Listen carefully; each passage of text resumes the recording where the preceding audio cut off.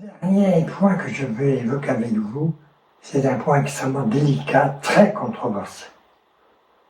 C'est celle des conséquences du réchauffement climatique.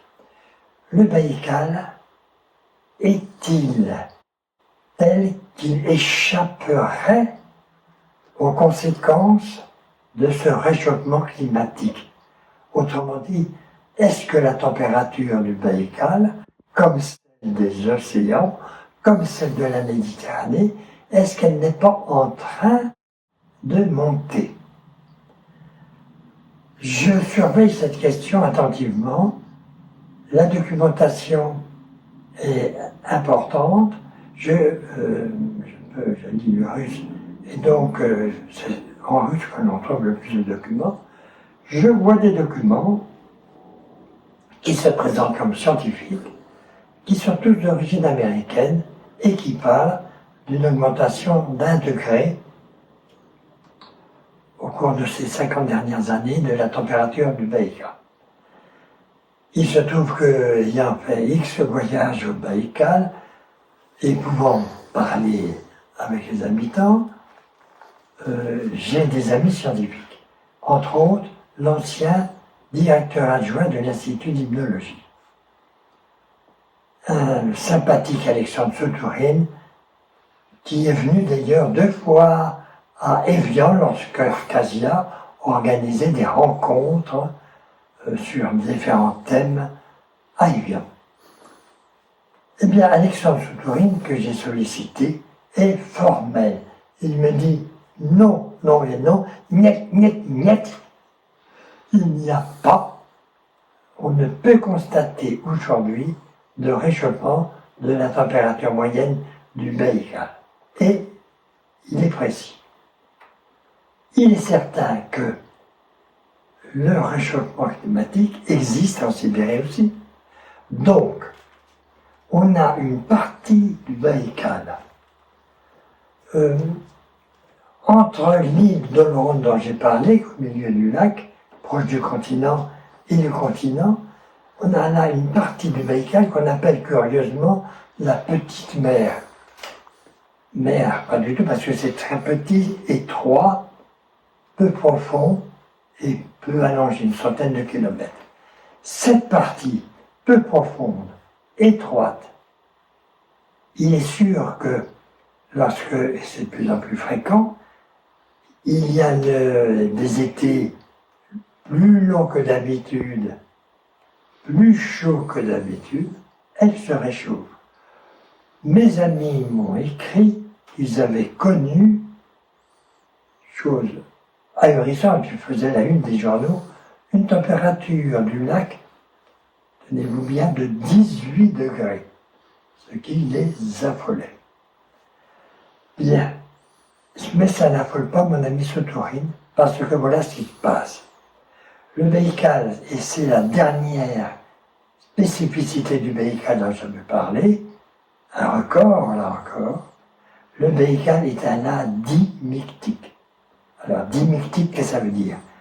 Vous connaissez le préfixe di, ça veut dire 2 fois. Et mictique, c'est le mélange. Eh bien, cela signifie que 2 fois par an, à l'automne et au printemps, il y a un moment de cet automne et de ce printemps où nous avons une anomalie thermique dans la température du lac. Les couches les plus froides sont plus profondes que les couches les plus chaudes.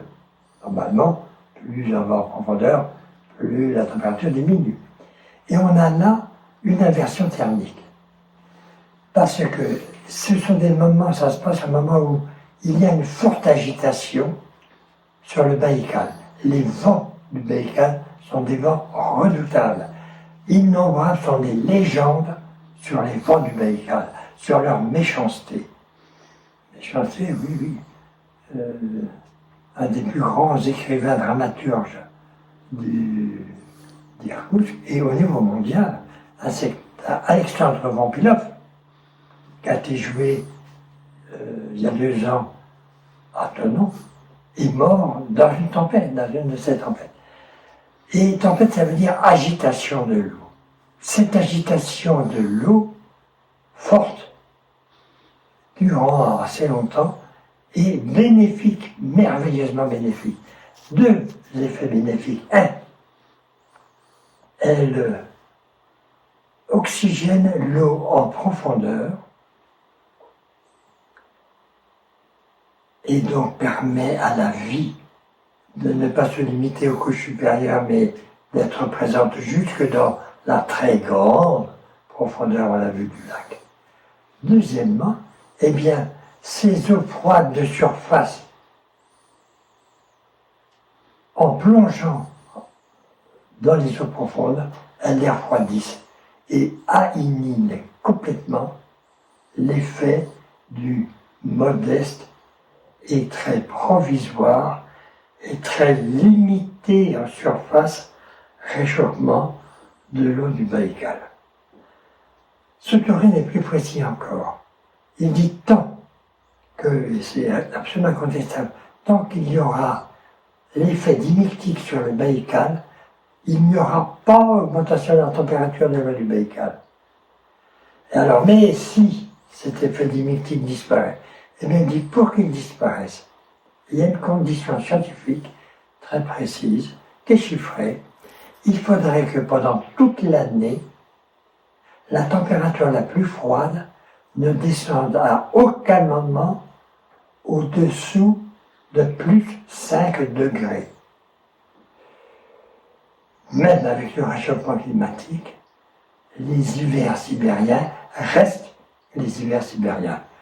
Le dernier hiver où j'ai été sur le Baïkal, c'était en 2009.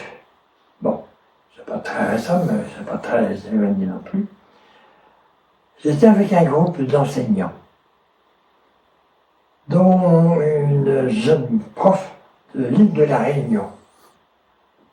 Elle s'est trouvée sur le Baïkal avec nous, en hiver, et nous avons connu pendant 4 jours fermeture des écoles, parce que la température était inférieure à moins 40. Coup de bol, il n'y avait pas de vent. Et donc, les vêtements qu'on appelle les vêtements thermiques ont montré leur totale efficacité. On est tous revenus vivants. Mais, donc, je m'inscris en faux, non pas de ma propre autorité qui est modeste, c'est d'un produit secondaire en retraite, mais en m'appuyant sur les données scientifiques de ces scientifiques qui sont les plus acharnés à défendre le Baïkal, pour lequel il est plus sacré qu'il ne l'était pour les populations primitivement habitant le Baïkal. Donc, le Baïkal n'est pas en voie de réchauffement. Voilà, et bien, tout ceci, vous pourrez le découvrir de façon plus détaillée dans ce petit bouquin, volontairement de travail de vulgarisation scientifique. Bonne lecture, merci de votre écoute.